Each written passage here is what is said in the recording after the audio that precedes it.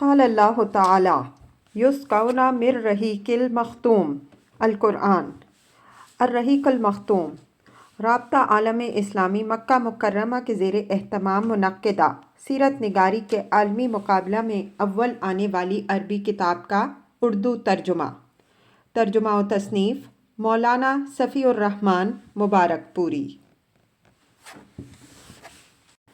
جوابی حملہ۔ اس کے بعد رسول اللہ صلی اللہ علیہ وسلم نے جوابی حملے کا حکم دیا اور جنگ کی ترغیب دیتے ہوئے فرمایا، شدو، چڑھ دوڑو، اس ذات کی قسم جس کے ہاتھ میں محمد صلی اللہ علیہ وسلم کی جان ہے، ان سے جو آدمی بھی ڈٹ کر، ثواب سمجھ کر، آگے بڑھ کر اور پیچھے نہ ہٹ کر لڑے گا اور مارا جائے گا، اللہ اسے ضرور جنت میں داخل کرے گا۔ آپ صلی اللہ علیہ وسلم نے قتال پر ابھارتے ہوئے یہ بھی فرمایا، اس جنت کی طرف اٹھو جس کی پہنائیاں آسمانوں اور زمین کے برابر ہیں۔ آپ صلی اللہ علیہ وسلم کی یہ بات سن کر عمیر بن حمام رضی اللہ عنہ نے کہا، بہت خوب، بہت خوب۔ رسول اللہ صلی اللہ علیہ وسلم نے فرمایا، تم بہت خوب کیوں کہہ رہے ہو؟ انہوں نے کہا، نہیں، خدا کی قسم اے اللہ کے رسول صلی اللہ علیہ وسلم، کوئی بات نہیں سوائے اس کے کہ مجھے توقع ہے کہ میں بھی اسی جنت والوں میں سے ہوں گا۔ آپ صلی اللہ علیہ وسلم نے فرمایا، تم بھی اسی جنت والوں میں سے ہو۔ اس کے بعد وہ اپنے توشہ دان سے کچھ کھجوریں نکال کر کھانے لگے، پھر بولے، اگر میں اتنی دیر تک زندہ رہا کہ اپنی یہ کھجوریں کھا لوں تو یہ بھی لمبی زندگی ہو جائے گی۔ چنانچہ ان کے پاس جو کھجوریں تھیں انہیں پھینک دیا، پھر مشرکین سے لڑتے لڑتے شہید ہو گئے۔ اسی طرح مشہور خاتون افرا کے صاحبزادے عوف بن حارث نے دریافت کیا کہ اے اللہ کے رسول صلی اللہ علیہ وسلم، پروردگار اپنے بندے کی کس بات سے خوش ہو کر مسکراتا ہے؟ آپ صلی اللہ علیہ وسلم نے فرمایا، اس بات سے کہ بندہ خالی جسم بغیر حفاظتی ہتھیار پہنے اپنا ہاتھ دشمن کے اندر ڈبو دے۔ یہ سن کر عوف نے اپنے بدن سے ذرا اتار پھینکی اور تلوار لے کر دشمن پر ٹوٹ پڑے اور لڑتے لڑتے شہید ہو گئے۔ جس وقت رسول اللہ صلی اللہ علیہ وسلم نے جوابی حملے کا حکم صادر فرمایا، دشمنوں کے حملوں کی تیزی جا چکی تھی اور ان کا جوش و خروش سرد پڑ رہا تھا۔ اس لیے یہ باحکمت منصوبہ مسلمانوں کی پوزیشن منسوب کرنے میں بہت مؤثر ثابت ہوا، کیونکہ صحابہ کرام رضی اللہ عنہم اجمعین کو جب حملہ آور ہونے کا حکم ملا اور ابھی ان کا جوش جہاد شباب پر تھا تو انہوں نے نہایت سخت، تند اور صفایا کن حملہ کیا۔ وہ صفوں کی صفیں درہم برہم کرتے اور گردنیں کاٹتے آگے بڑھے۔ ان کے جوش و خروش میں یہ دیکھ کر مزید تیزی آ گئی کہ رسول اللہ صلی اللہ علیہ وسلم بنفس نفیس ذرا پہنے تیز تیز چلتے تشریف لا رہے ہیں اور پورے یقین و صراحت کے ساتھ فرما رہے ہیں کہ عنقریب یہ جتھا شکست کھا جائے گا اور پیٹھ پھیر کر بھاگے گا۔ اس لیے مسلمانوں نے نہایت پرجوش اور پرخروش لڑائی لڑی اور فرشتوں نے بھی ان کی مدد فرمائی۔ چنانچہ ابن سعد کی روایت میں حضرت اکرمہ رضی اللہ عنہ سے مروی ہے کہ اس دن آدمی کا سر کٹ کر گرتا اور یہ پتہ نہ چلتا کہ کس نے مارا، اور آدمی کا ہاتھ کٹ کر گرتا اور یہ پتہ نہ چلتا کہ کس نے کاٹا۔ ابن عباس رضی اللہ عنہ فرماتے ہیں کہ ایک مسلمان ایک مشرک کا تعاقب کر رہا تھا کہ اچانک اس مشرک کے اوپر کوڑے کی مار پڑنے کی آواز آئی اور ایک شاہ سوار کی آواز سنائی پڑی جو کہہ رہا تھا کہ ہیزوم، آگے بڑھ۔ مسلمان نے مشرک کو اپنے آگے دیکھا کہ وہ چت گرا، لپک کر دیکھا تو اس کی ناک پر چوٹ کا نشان تھا، چہرہ پھٹا ہوا تھا جیسے کوڑے سے مارا گیا ہو، اور یہ سب کا سب ہرا پڑ گیا تھا۔ اس انصاری مسلمان نے آ کر رسول اللہ صلی اللہ علیہ وسلم سے یہ ماجرا بیان کیا تو آپ صلی اللہ علیہ وسلم نے فرمایا، تم سچ کہتے ہو، یہ تیسرے آسمان کی مدد تھی۔ ابو داؤد مازنی کہتے ہیں کہ میں ایک مشرک کو مارنے کے لیے دوڑ رہا تھا کہ اچانک اس کا سر میری تلوار پہنچنے سے پہلے ہی کٹ کر گر گیا۔ میں سمجھ گیا کہ اسے میرے بجائے کسی اور نے قتل کیا ہے۔ ایک انصاری حضرت عباس بن عبد المطلب رضی اللہ عنہ کو قید کر کے لائے تو حضرت عباس رضی اللہ عنہ کہنے لگے، واللہ مجھے اس نے قید نہیں کیا، مجھے تو ایک بے بال کے سر والے آدمی نے قید کیا جو نہایت خوب رو تھا اور ایک چتکبرے گھوڑے پر سوار تھا، اب میں اسے لوگوں میں دیکھ نہیں رہا ہوں۔ انصاری نے کہا، اے اللہ کے رسول صلی اللہ علیہ وسلم، انہیں میں نے قید کیا ہے۔ آپ صلی اللہ علیہ وسلم نے فرمایا، خاموش رہو، اللہ نے ایک بزرگ فرشتے سے تمہاری مدد فرمائی ہے۔ میدان سے ابلیس کا فرار۔ جیسا کہ ہم بتا چکے ہیں کہ ابلیس لعین سراقہ بن مالک بن جاشم مدلجی کی شکل میں آیا تھا اور مشرکین سے اب تک جدا نہیں ہوا تھا، لیکن جب اس نے مشرکین کے خلاف فرشتوں کی کارروائیاں دیکھیں تو الٹے پاؤں پلٹ کر بھاگنے لگا، مگر حارث بن ہشام نے اسے پکڑ لیا۔ وہ سمجھ رہا تھا کہ یہ واقعی سراقہ ہے، لیکن ابلیس نے حارث کے سینے پر ایسا گھونسا مارا کہ وہ گر گیا اور ابلیس نکل بھاگا۔ مشرکین کہنے لگے، سراقہ کہاں جا رہے ہو؟ کیا تم نے یہ نہیں کہا تھا کہ تم ہمارے مددگار ہو، ہم سے جدا نہ ہوگے؟ اس نے کہا، میں وہ چیز دیکھ رہا ہوں جسے تم نہیں دیکھتے، مجھے اللہ سے ڈر لگتا ہے اور اللہ بڑی سخت سزا دینے والا ہے۔ اس کے بعد بھاگ کر سمندر میں جا رہا۔ شکست فاش۔ تھوڑی دیر بعد مشرکین کے لشکر میں ناکامی اور اضطراب کے آثار نمودار ہو گئے۔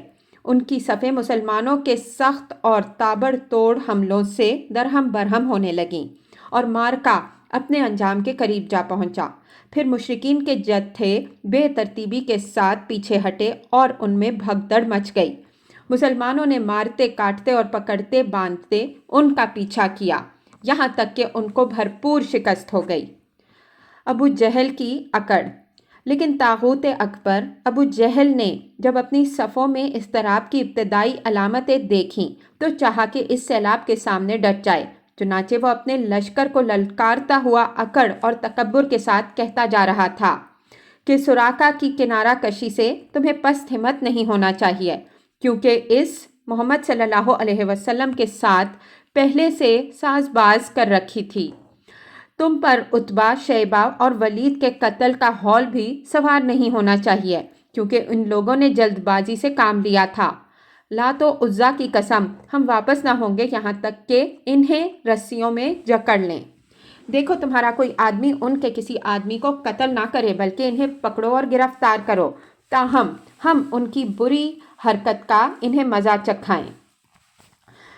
لیکن اسے اس غرور کی حقیقت کا بہت جلد پتہ لگ گیا، کیونکہ چند ہی لمحے بعد مسلمانوں کے جوابی حملے کی تندی کے سامنے مشرکین کی صفیں پھٹنا شروع ہو گئیں۔ البتہ ابو جہل اب بھی اپنے گرد مشرکین کا ایک غول لیے جمع ہوا تھا۔ اس غول نے ابو جہل کے چاروں طرف تلواروں کی باڑھ اور نیزوں کا جنگل قائم کر رکھا تھا، لیکن اسلامی ہجوم کی آندھی نے اس باڑ کو بھی بکھیر دیا اور اس جنگل کو بھی اکھیڑ دیا۔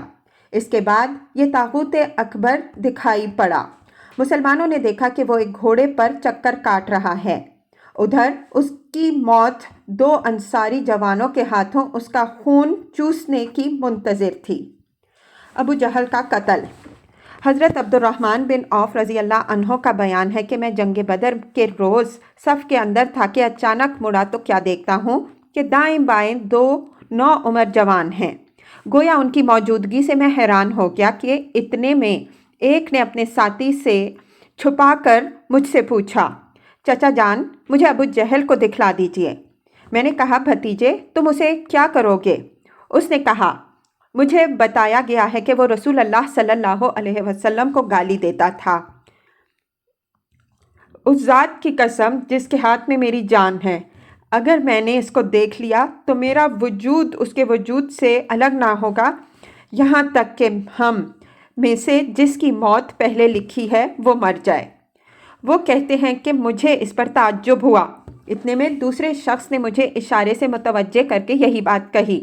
ان کا بیان ہے کہ میں نے چند ہی لمحوں بعد دیکھا کہ ابو جہل لوگوں کے درمیان چکر کاٹ رہا ہے۔ میں نے کہا، ارے دیکھتے نہیں، یہ رہا تم دونوں کا شکار جس کے بارے میں تم پوچھ رہے تھے۔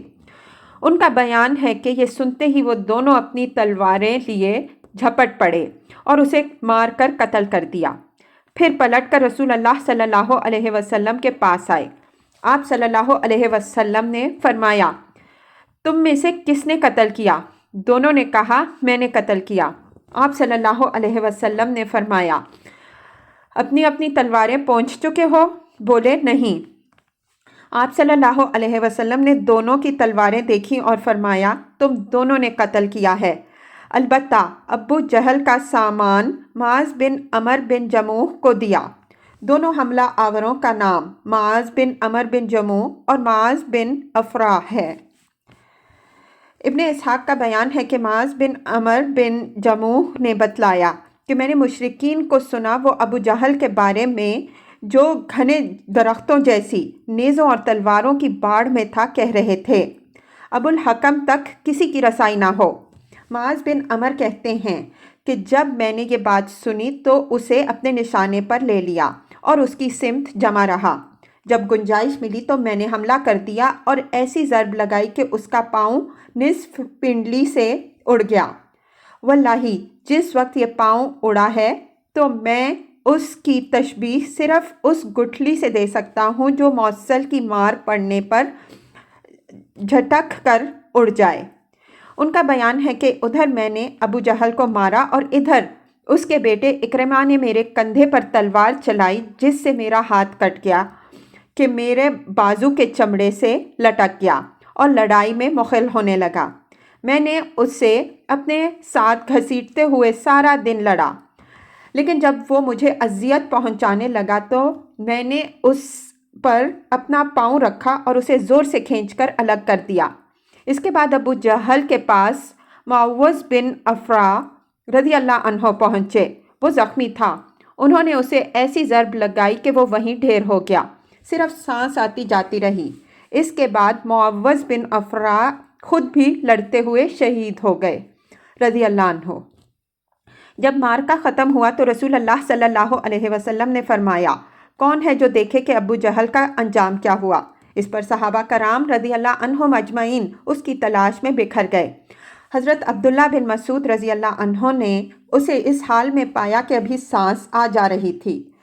انہوں نے اس کی گردن پر پاؤں رکھا اور سر کاٹنے کے لیے وار کرنا چاہی اور فرمایا، او اللہ کے دشمن، آخر اللہ نے تجھے رسوا کیا نا؟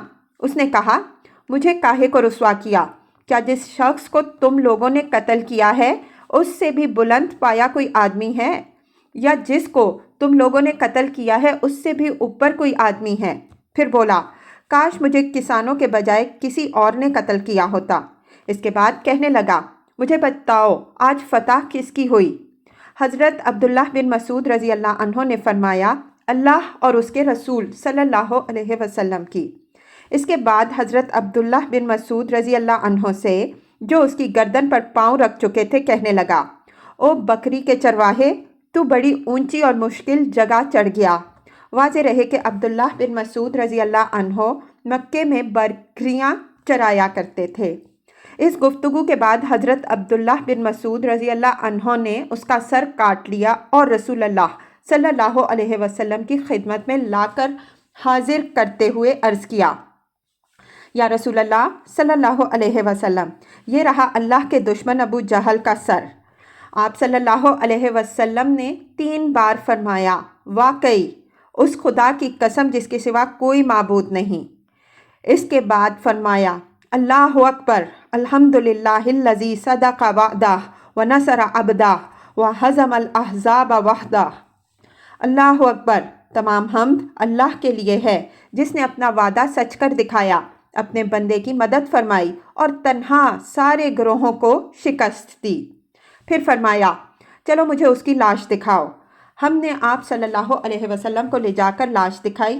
آپ صلی اللہ علیہ وسلم نے فرمایا، یہ اس امت کا فرعون ہے۔ ایمان کے تابناک نقوش۔ حضرت عمیر بن حمام رضی اللہ عنہ اور حضرت عوف بن حارث بن افرا رضی اللہ عنہ کے ایمان افروز کارناموں کا ذکر پچھلے صفحات میں آ چکا ہے۔ حقیقت یہ ہے کہ اس مارکے میں قدم قدم پر ایسے مناظر پیش آئے جن میں عقیدے کی قوت اور اصول کی پختگی نمایاں اور جلوہ گر تھی۔ اس مارکے میں باپ اور بیٹے میں، بھائی اور بھائی میں صف آرائی ہوئی، اصولوں کے اختلاف پر تلواریں بے نیام ہوئیں اور مظلوم و مقہور نے ظالم و قاہر سے ٹکرا کر اپنے غصے کی آگ بجھائی۔ نمبر 1، ابن اسحاق نے ابن عباس رضی اللہ عنہ سے روایت کی ہے کہ نبی صلی اللہ علیہ وسلم نے صحابہ کرام رضی اللہ عنہم اجمعین سے فرمایا، مجھے معلوم ہے کہ بنو ہاشم وغیرہ کے کچھ لوگ زبردستی میدان جنگ میں لائے گئے ہیں، انہیں ہماری جنگ سے کوئی سروکار نہیں ہے، لہٰذا بنو ہاشم کا کوئی آدمی کسی کی زد میں آ جائے تو وہ اسے قتل نہ کرے، اور ابو البختری بن ہشام کسی کی زد میں آ جائے تو وہ اسے قتل نہ کرے، اور عباس بن عبد المطلب رضی اللہ عنہ کسی کی ذرا میں آ جائیں تو وہ بھی انہیں قتل نہ کرے کیونکہ وہ بالجبر لائے گئے ہیں۔ اس پر عتبہ کے صاحبزادے حضرت ابو حذیفہ رضی اللہ عنہ نے کہا، کیا ہم اپنے باپ، بیٹوں اور بھائیوں اور کنبے قبیلے کے لوگوں کو قتل کریں اور عباس کو چھوڑ دیں؟ خدا کی قسم اگر اس سے میری مڈ بھیڑ ہو گئی تو میں تو اسے تلوار کی لگام پہنا دوں گا۔ یہ خبر رسول اللہ صلی اللہ علیہ وسلم کو پہنچی تو آپ صلی اللہ علیہ وسلم نے عمر بن خطاب رضی اللہ عنہ سے فرمایا، کیا رسول اللہ صلی اللہ علیہ وسلم کے چچا کے چہرے پر تلوار ماری جائے گی؟ حضرت عمر رضی اللہ عنہ نے کہا، یا رسول اللہ صلی اللہ علیہ وسلم، مجھے چھوڑیے، میں تلوار سے اس شخص کی گردن اڑا دوں کیونکہ بخدا یہ شخص منافق ہو گیا ہے۔ بعد میں ابو حذیفہ رضی اللہ عنہ کہا کرتے تھے، اس دن میں نے جو بات کہی تھی اس کی وجہ سے میں مطمئن نہیں ہوں، برابر خوف لگا رہتا ہے، صرف یہی صورت ہے کہ میری شہادت اس کا کفارہ بن جائے، اور بالآخر وہ یمامہ کی جنگ میں شہید ہو گئے۔ نمبر 2، ابو البختری کو قتل کرنے سے اس لیے منع کیا گیا تھا کہ مکے میں یہ شخص سب سے زیادہ رسول اللہ صلی اللہ علیہ وسلم کی ایذا رسانی سے اپنا ہاتھ روکے ہوئے تھا۔ آپ صلی اللہ علیہ وسلم کو کسی قسم کی تکلیف نہ پہنچاتا تھا اور نہ اس کی طرف سے کوئی ناگوار بات سننے میں آتی تھی، اور یہ ان لوگوں میں سے تھا جنہوں نے بنی ہاشم اور بنی مطلب کے بائیکاٹ کا صحیفہ چاک کیا تھا۔ لیکن ان سب کے باوجود ابو البختری قتل کر دیا گیا۔ ہوا یہ کہ حضرت مجزر بن زیادلوی رضی اللہ عنہ سے اس کی مڈ بھیڑ ہوئی، اس کے ساتھ اس کا ایک اور ساتھی بھی تھا، دونوں ساتھ ساتھ لڑ رہے تھے۔ حضرت مجزر رضی اللہ عنہ نے کہا، ابو البختری، رسول اللہ صلی اللہ علیہ وسلم نے ہمیں آپ کو قتل کرنے سے منع کیا ہے۔ اس نے کہا، اور میرا ساتھی حضرت مجزر نے کہا رضی اللہ عنہ، نہیں، بخدا ہم آپ کے ساتھی کو نہیں چھوڑ سکتے۔ اس نے کہا، خدا کی قسم، تب میں اور وہ دونوں مریں گے۔ اس کے بعد دونوں نے لڑائی شروع کر دی۔ مجزر رضی اللہ عنہ نے مجبوراً اسے بھی قتل کر دیا۔ نمبر 3، مکے کے اندر جاہلیت کے زمانے سے حضرت عبد الرحمن بن عوف اور امیہ بن خلف باہم دوست تھے۔ جنگ بدر کے روز امیہ اپنے لڑکے علی کا ہاتھ پکڑے کھڑا تھا کہ اتنے میں ادھر سے حضرت عبد الرحمن بن عوف رضی اللہ عنہ کا گزر ہوا۔ وہ دشمن سے کچھ زرہیں چھین کر لا رہے تھے۔ امیہ نے انہیں دیکھ کر کہا، کیا تمہیں میری ضرورت ہے؟ میں تمہاری ان زرہوں سے بہتر ہوں۔ آج جیسا منظر تو میں نے دیکھا ہی نہیں ہے۔ کیا تمہیں دودھ کی حاجت نہیں؟ مطلب یہ تھا کہ جو مجھے قید کرے گا میں اسے فدیے میں خوب دودھیل اونٹنیاں دوں گا۔ یہ سن کر عبد الرحمن بن عوف رضی اللہ عنہ نے زرہیں پھینک دیں اور دونوں کو گرفتار کر کے آگے بڑھے۔ حضرت عبد الرحمن رضی اللہ عنہ کہتے ہیں کہ میں امیہ اور اس کے بیٹے کے درمیان چل رہا تھا کہ امیہ نے پوچھا، آپ لوگوں میں سے کون سا آدمی تھا جو اپنے سینے پر شتر مرغ کا پر لگائے ہوئے تھا؟ میں نے کہا، وہ حضرت حمزہ بن عبد المطلب رضی اللہ عنہ تھے۔ امیہ نے کہا، یہی شخص ہے جس نے ہمارے اندر تباہی مچا رکھی تھی۔ حضرت عبد الرحمن رضی اللہ عنہ کہتے ہیں کہ واللہ میں ان دونوں کو لے جا رہا تھا کہ اچانک حضرت بلال رضی اللہ عنہ نے امیہ کو میرے ساتھ دیکھ لیا۔ یاد رہے کہ امیہ حضرت بلال رضی اللہ عنہ کو مکے میں ستایا کرتا تھا۔ حضرت بلال رضی اللہ عنہ نے کہا، او ہو کفار کا سرغنہ امیہ بن خلف، اب یا تو میں بچوں گا یا یہ بچے گا۔ میں نے کہا، اے بلال رضی اللہ عنہ، یہ میرا قیدی ہے۔ انہوں نے کہا، اب یا تو میں رہوں گا یا یہ رہے گا۔ پھر نہایت بلند آواز میں سے پکارا، اے اللہ کے انصاروں، یہ رہا کفار کا سرغنہ امیہ بن خلف، اب یا تو میں رہوں گا یا یہ رہے گا۔ حضرت عبد الرحمن رضی اللہ عنہ کہتے ہیں کہ اتنے میں لوگوں نے ہمیں کنگن کی طرح گھیرے میں لے لیا۔ میں ان کا بچاؤ کر رہا تھا مگر ایک آدمی نے تلوار سونت کر اس کے بیٹے کے پاؤں پر ضرب لگائی اور وہ تورا کر گر گیا۔ ادھر امیہ نے اتنے ہی زور کی چیخ ماری کہ میں نے ویسی چیخ کبھی سنی ہی نہ تھی۔ میں نے کہا، نکل بھاگو، مگر آج بھاگنے کی گنجائش نہیں، خدا کی قسم میں تمہارے کچھ کام نہیں آ سکتا۔ حضرت عبد الرحمن رضی اللہ عنہ کا بیان ہے کہ لوگوں نے اپنی تلواروں سے ان دونوں کو کاٹ کر ان کا کام تمام کر دیا۔ اس کے بعد حضرت عبد الرحمن رضی اللہ عنہ کہا کرتے تھے، اللہ بلال رضی اللہ عنہ پر رحم کرے، میری زریں بھی گئی اور میرے قیدی کے بارے میں بھی مجھے تڑپا دیا۔ زاد المعاد میں علامہ ابن قیم نے لکھا ہے کہ حضرت عبد الرحمن بن عوف رضی اللہ عنہ نے امیہ بن خلف سے کہا کہ گھٹنوں کے بل بیٹھ جاؤ، وہ بیٹھ گیا، اور حضرت عبد الرحمن رضی اللہ عنہ نے اپنے آپ کو اس کے اوپر ڈال لیا، لیکن لوگوں نے نیچے سے تلوار مار کر امیہ کو قتل کر دیا۔ بعض تلواروں سے حضرت عبد الرحمن بن عوف رضی اللہ عنہ کا پاؤں بھی زخمی ہو گیا۔ نمبر 4، حضرت عمر بن خطاب رضی اللہ عنہ نے اپنے ماموں عاص بن ہشام بن مغیرہ کو قتل کیا۔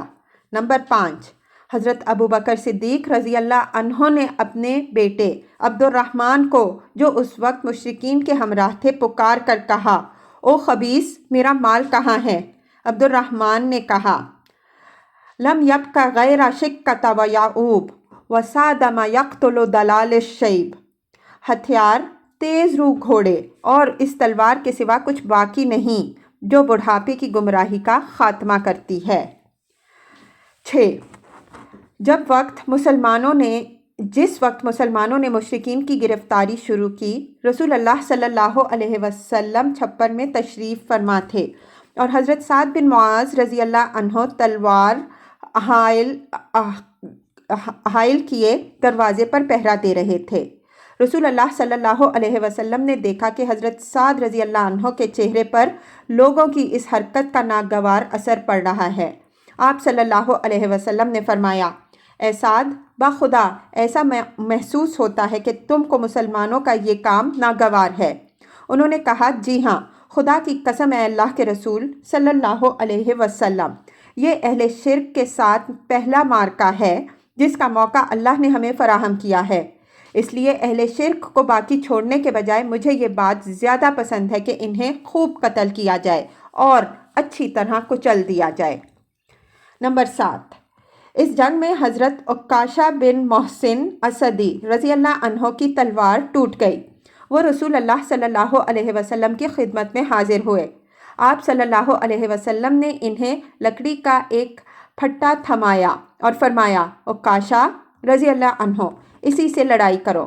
عکاشہ رضی اللہ عنہ نے اسے رسول اللہ صلی اللہ علیہ وسلم سے لے کر ہلایا تو وہ ایک لمبی، مضبوط، چم کرتی ہوئی سفید تلوار میں تبدیل ہو گئی۔ پھر انہوں نے اسی سے لڑائی کی یہاں تک کہ اللہ نے مسلمانوں کو فتح نصیب کی۔ اس تلوار کا نام اون یعنی مدد رکھا گیا۔ یہ تلوار مستقلاً حضرت عکاشہ رضی اللہ عنہ کے پاس رہی اور وہ اسی کو لڑائیوں میں استعمال کرتے رہے، یہاں تک کہ دور صدیقی میں مرتدین کے خلاف جنگ کرتے ہوئے شہید ہو گئے۔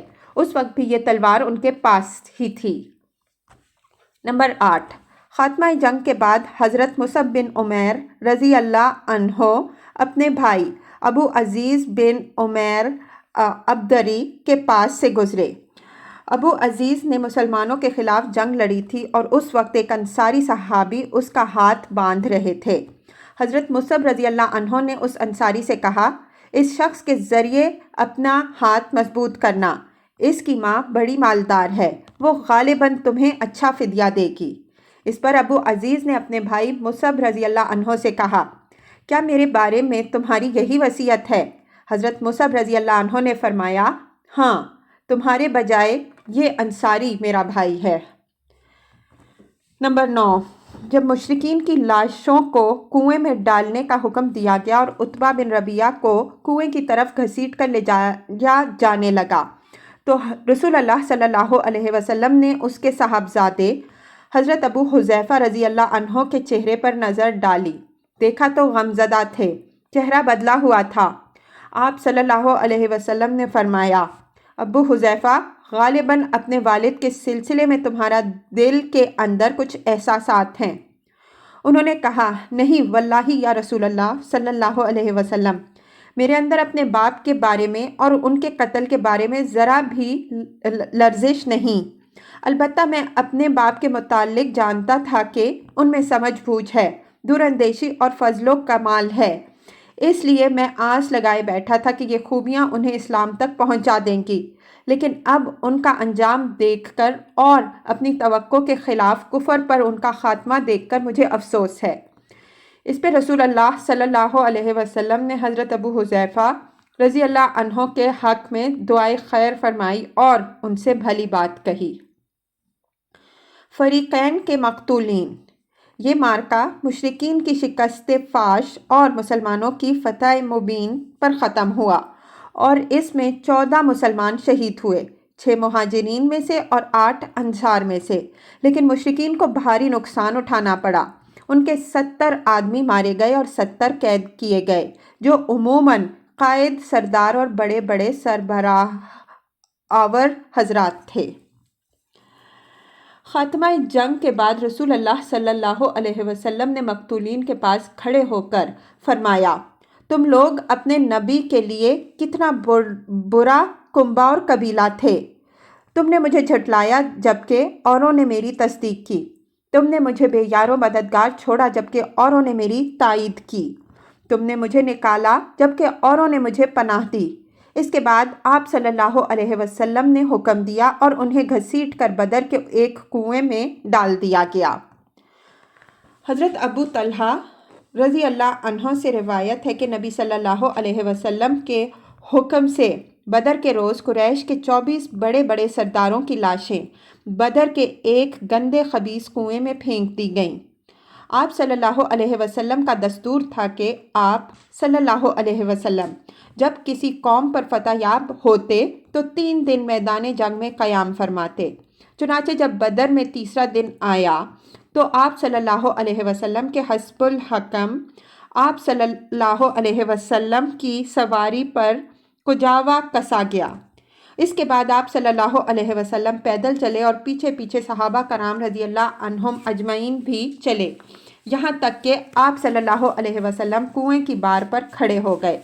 پھر انہیں ان کا اور ان کے باپ کا نام لے لے کر پکارنا شروع کیا، اے فلاں بن فلاں، اے فلاں بن فلاں، کیا تمہیں یہ بات خوش آتی ہے کہ تم نے اللہ اور اس کے رسول صلی اللہ علیہ وسلم کی اطاعت کی ہوتی؟ کیونکہ ہم سے ہمارے رب نے جو وعدہ کیا تھا اسے ہم نے برحق پایا، تو کیا تم سے تمہارے رب نے جو وعدہ کیا تھا اسے تم نے برحق پایا؟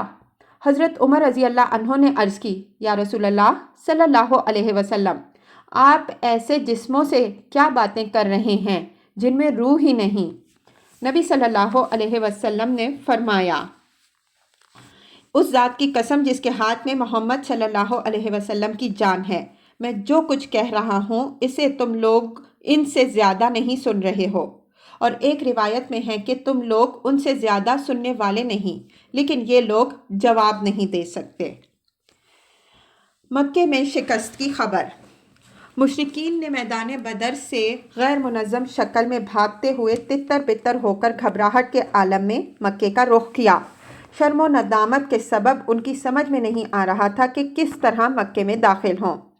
ابن اسحاق کہتے ہیں کہ سب سے پہلے جو شخص قریش کی شکست کی خبر لے کر مکہ وارد ہوا وہ حسمان بن عبداللہ خزاعی تھا۔ لوگوں نے اس سے دریافت کیا کہ پیچھے کی کیا خبر ہے۔ اس نے کہا عتبہ بن ربیعہ، شیبہ بن ربیعہ، ابو الحکم بن ہشام، امیہ بن خلف اور مزید کچھ سرداروں کا نام لیتے ہوئے یہ سب قتل کر دیے گئے۔ جب اس نے مقتولین کی فہرست میں اشراف قریش کو گنایا تو صفوان بن امیہ نے جو حتیم میں بیٹھا تھا کہا خدا کی قسم اگر یہ ہوش میں ہیں تو اس سے میرے متعلق پوچھو۔ لوگوں نے پوچھا صفوان بن امیہ کا کیا ہوا؟ اس نے کہا وہ دیکھو حتیم میں بیٹھا ہوا ہے، بخدا اس کے باپ اور اس کے بھائی کو قتل ہوتے ہوئے میں نے خود دیکھا ہے۔ رسول اللہ صلی اللہ علیہ وسلم کے مولا ابو رافع رضی اللہ عنہ کا بیان ہے کہ میں ان دنوں حضرت عباس رضی اللہ عنہ کا غلام تھا۔ ہمارے گھر میں اسلام داخل ہو چکا تھا۔ حضرت عباس رضی اللہ عنہ مسلمان ہو چکے تھے۔ فضل رضی اللہ عنہ مسلمان ہو چکی تھیں۔ میں بھی مسلمان ہو چکا تھا۔ البتہ حضرت عباس رضی اللہ عنہ نے اپنا اسلام چھپا کر رکھا تھا۔ ادھر ابو لہب جنگ بدر میں حاضر نہ ہوا تھا۔ جب اسے خبر ملی تو اللہ نے اس پر ذلت و رسوایی طاری کر دی اور ہمیں اپنے اندر قوت و عزت محسوس ہوئی۔ میں کمزور آدمی تیر بنایا کرتا تھا اور زمزم کے حجرے میں بیٹھا تیر کے دستے چھیلتا رہتا تھا۔ واللہ اس وقت میں حجرے میں بیٹھا تھا، اپنے تیر چھیل رہا تھا۔ میرے پاس فضل رضی اللہ عنہ بیٹھی ہوئی تھیں اور جو خبر آئی تھی اس سے ہم شاداں و فرحاں تھے کہ اتنے میں ابو لہب اپنے دونوں پاؤں بری طرح گھسیٹتا ہوا آ پہنچا اور حجرے کے کنارے بیٹھ گیا۔ اس کی پیٹھ میری پیٹھ کی طرف تھی۔ ابھی وہ بیٹھا ہی ہوا تھا کہ اچانک شور ہوا، یہ ابو سفیان بن حارث بن عبد المطلب آ گیا۔ ابو لہب نے اس سے کہا میرے پاس آؤ، میری عمر کی قسم تمہارے پاس خبر ہے۔ وہ ابو لہب کے پاس بیٹھ گیا۔ لوگ کھڑے تھے۔ ابو لہب نے کہا بھتیجے بتاؤ لوگوں کا کیا حال رہا؟ اس نے کہا کچھ نہیں، بس لوگوں سے ہماری مڈ بھیڑ ہوئی اور ہم نے اپنے کندھے ان کے حوالے کر دیے۔ وہ ہمیں جیسے چاہتے تھے قتل کرتے تھے اور جیسے چاہتے تھے قید کرتے تھے، اور خدا کی قسم میں اس کے باوجود لوگوں کو ملامت نہیں کر سکتا۔ در حقیقت ہماری مڈ بھیڑ کچھ ایسے گورے چٹے لوگوں سے ہوئی تھی جو آسمان و زمین کے درمیان چتکبرے گھوڑوں پر سوار تھے۔ خدا کی قسم نہ وہ کسی چیز کو چھوڑتے تھے اور نہ کوئی چیز ان کے مقابل میں ٹک پاتی تھی۔ ابو رافع رضی اللہ عنہ کہتے ہیں کہ میں نے اپنے ہاتھ سے خیمے کا کنارہ اٹھایا، پھر کہا وہ خدا کی قسم فرشتے تھے۔ یہ سن کر ابو لہب نے اپنا ہاتھ اٹھایا اور میرے چہرے پر زوردار تھپڑ رسید کیا۔ میں اس سے لڑکھڑا گیا، لیکن اس نے مجھے اٹھا کر زمین پر پٹخ دیا، پھر میرے اوپر گھٹنے کے بل بیٹھ کر مجھے مارنے لگا۔ میں کمزور جو ٹھہرا، لیکن اتنے میں فضل نے اٹھ کر خیمے کا ایک لمبا کھمبا لیا اور اسے ایسی ضرب ماری کہ سر میں بری طرح چوٹ آ گئی، اور ساتھ ہی بولی اس کا مالک نہیں ہے اس لیے اسے کمزور سمجھ رکھا ہے۔ ابو لہب رسوا ہو کر اٹھا اور چلا گیا۔ اس کے بعد خدا کی قسم صرف 7 راتیں گزری تھیں کہ اللہ نے اسے عدسہ، ایک قسم کے طاعون میں مبتلا کر دیا اور اس کا خاتمہ کر دیا۔ عدسہ کی گلٹی کو عرب بہت منحوس سمجھتے تھے، چنانچہ مرنے کے بعد اس کے بیٹوں نے بھی اسے یوں ہی چھوڑ دیا اور وہ 3 روز تک بے گور و کفن پڑا رہا۔ کوئی اس کے قریب نہ جانا چاہتا تھا اور نہ اس کی تدفین کی کوشش کرتا تھا۔ جب اس کے بیٹوں کو خطرہ محسوس ہوا کہ اس طرح چھوڑنے پر لوگ انہیں ملامت کریں گے تو ایک گڑھا کھود کر اسی میں لکڑی سے اس کی لاش دھکیل دی اور دور ہی سے پتھر پھینک پھینک کر چھپا دی۔ غرض اس طرح اہل مکہ کو میدان بدر کی شکست فاش کی خبر ملی اور ان کی طبیعت پر اس کا نہایت برا اثر پڑا، حتیٰ کہ انہوں نے مقتولین پر نوحہ کرنے کی ممانعت کر دی تاکہ مسلمانوں کو ان کے غم پر خوش ہونے کا موقع نہ ملے۔ اس سلسلے کا ایک دلچسپ واقعہ یہ ہے کہ جنگ بدر میں اسود بن عبد المطلب کے 3 بیٹے مارے گئے، اس لیے وہ ان پر رونا چاہتا تھا۔ وہ اندھا آدمی تھا۔ ایک رات اس نے ایک نوحہ کرنے والی عورت کی آواز سنی، جھٹ اپنے غلام کو بھیجا اور کہا، ذرا دیکھو کیا نوحہ کرنے کی اجازت مل گئی؟ کیا قریش اپنے مقتولین پر رو رہے ہیں تاکہ میں بھی اپنے بیٹے ابو حکیمہ پر روں کیونکہ میرا سینہ جل رہا ہے۔ غلام نے واپس آ کر بتایا کہ یہ عورت تو اپنے ایک گمشدہ اونٹ پر رو رہی ہے۔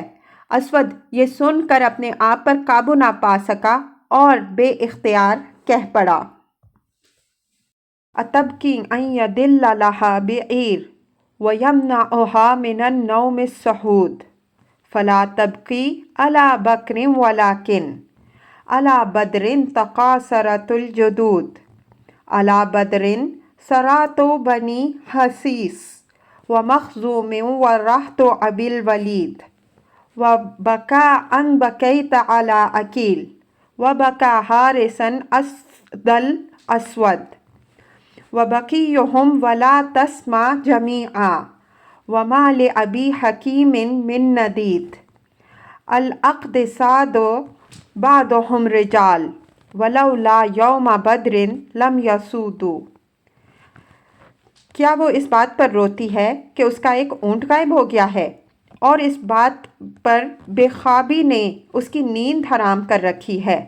تو اونٹ پر نہ رو بلکہ بدر پر رو جہاں قسمتیں پھوٹ گئیں۔ ہاں ہاں، بدر پر رو جہاں بنی حسیس، بنی مخزوم اور ابو الولید کے قبیلے کے سربراہ آور افراد ہیں۔ اگر رونا ہی ہے تو عقیل پر رو اور حارث پر رو جو شیروں کا شیر تھا۔ تو ان لوگوں پر رو اور سب کا نام نہ لے، اور ابو حکیم کا تو کوئی ہمسر نہ تھا۔ دیکھو ان کے بعد ایسے ایسے لوگ سردار ہو گئے کہ اگر بدر کا دن نہ ہوتا تو وہ سردار نہ ہو سکتے تھے۔ مدینے میں فتح کی خوشخبری۔ ادھر مسلمانوں کی فتح مکمل ہو چکی تو رسول اللہ صلی اللہ علیہ وسلم نے اہل مدینہ کو جلد از جلد خوشخبری دینے کے لیے 2 قاصد روانہ فرمائے۔ ایک حضرت عبداللہ بن رواحہ رضی اللہ عنہ جنہیں اوالیہ کے بالائی مدینہ کے باشندوں کے پاس بھیجا گیا، اور دوسرے حضرت زید بن حارثہ رضی اللہ عنہ جنہیں زیرین مدینہ کے باشندوں کے پاس بھیجا گیا تھا۔ اس دوران یہود اور منافقین نے جھوٹے پروپیگنڈے کر کے مدینہ میں ہلچل بپا کر رکھی تھی، یہاں تک کہ یہ خبر بھی اڑا دی تھی کہ نبی صلی اللہ علیہ وسلم قتل کر دیے گئے ہیں۔ چنانچہ جب ایک منافق نے حضرت زید بن حارثہ رضی اللہ عنہ کو نبی صلی اللہ علیہ وسلم کی اونٹنی قصواء پر سوار آتے دیکھا تو بول پڑا، واقعی محمد صلی اللہ علیہ وسلم قتل کر دیے گئے، دیکھو یہ تو انہی کی اونٹنی ہے، ہم اسے پہچانتے ہیں، اور یہ زید بن حارثہ رضی اللہ عنہ ہیں۔ شکست کھا کر بھاگا ہے اور اس قدر مرعوب ہے کہ اس کی سمجھ میں نہیں آتا کہ کیا کہے۔ بہرحال جب دونوں قاصد پہنچے تو مسلمانوں نے انہیں گھیر لیا اور ان سے تفصیلات سننے لگے، حتیٰ کہ انہیں یقین آ گیا کہ مسلمان فتح یاب ہو گئے ہیں۔ اس کے بعد ہر طرف مسرت و شادمانی کی لہر دوڑ گئی، اور مدینے کے در و بام تہلیل و تکبیر کے نعروں سے گونج اٹھے، اور جو سربراہ آورہ مسلمان مدینہ میں رہ گئے تھے وہ رسول اللہ صلی اللہ علیہ وسلم کو اس فتح مبین کی مبارکباد دینے کے لیے بدر کے راستے پر نکل پڑے۔ حضرت اسامہ بن زید رضی اللہ عنہ کا بیان ہے کہ ہمارے پاس اس وقت خبر پہنچی جب رسول اللہ صلی اللہ علیہ وسلم کی صاحبزادی حضرت رقیہ رضی اللہ عنہ کو، جو حضرت عثمان رضی اللہ عنہ کے عقد میں تھیں، دفن کر کے قبر پر مٹی برابر کر چکے تھے۔ ان کی تیمارداری کے لیے حضرت عثمان رضی اللہ عنہ کے ساتھ مجھے بھی رسول اللہ صلی اللہ علیہ وسلم نے مدینہ ہی چھوڑ دیا تھا۔ مال غنیمت کا مسئلہ۔ رسول اللہ صلی اللہ علیہ وسلم نے معرکہ ختم ہونے کے بعد 3 دن بدر میں قیام فرمایا، اور پھر آپ صلی اللہ علیہ وسلم نے میدان جنگ سے کوچ نہیں فرمایا تھا کہ مال غنیمت کے بارے میں لشکر کے اندر اختلاف پڑ گیا، اور جب یہ اختلاف شدت اختیار کر گیا تو رسول اللہ صلی اللہ علیہ وسلم نے حکم دیا کہ جس کے پاس جو کچھ ہے وہ آپ صلی اللہ علیہ وسلم کے حوالے کر دے۔ صحابہ کرام رضی اللہ عنہم اجمعین نے اس حکم کی تعمیل کی اور اس کے بعد اللہ نے وحی کے ذریعے اس مسئلے کا حل نازل فرمایا۔ حضرت عبادہ بن صامت رضی اللہ عنہ کا بیان ہے کہ ہم لوگ نبی صلی اللہ علیہ وسلم کے ساتھ مدینے سے نکلے اور بدر میں پہنچے۔ لوگوں سے جنگ ہوئی اور اللہ کے دشمن کو شکست ہوئی۔ پھر ایک گروہ ان کے تعاقب میں لگ گیا اور انہیں کھڈیرنے اور قتل کرنے لگا، اور ایک گروہ مال غنیمت پر ٹوٹ پڑا اور اسے بٹورنے اور سمیٹنے لگا، اور ایک گروہ نے رسول اللہ صلی اللہ علیہ وسلم کے گرد گھیرا ڈالے رکھا کہ مبادا دشمن دھوکے سے آپ صلی اللہ علیہ وسلم کو کوئی اذیت نہ پہنچا سکے۔ تو مال غنیمت جمع کرنے والوں نے کہا کہ ہم نے اسے جمع کیا ہے، لہٰذا اس میں کسی اور کا کوئی حصہ نہیں۔ دشمن کا تعاقب کرنے والوں نے کہا کہ تم لوگ ہم سے بڑھ کر اس کے حقدار نہیں، کیونکہ اس مال سے دشمن کو بھگانے اور دور رکھنے کا کام ہم نے کیا تھا۔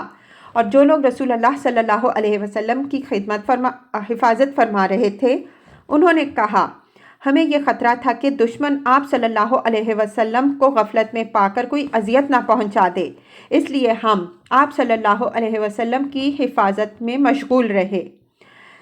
اس پر اللہ تعالیٰ نے یہ آیت نازل فرمائی، يَسْأَلُونَكَ عَنِ الْأَنْفَالِ قُلِ الْأَنْفَالُ لِلَّهِ وَالرَّسُولِ فَاتَّقُوا اللَّهَ وَأَصْلِحُوا ذَاتَ بَيْنَكُمْ وَأَطِيعُوا اللَّهَ وَرَسُولَهُ إِن كُنتُم مُّؤْمِنِينَ۔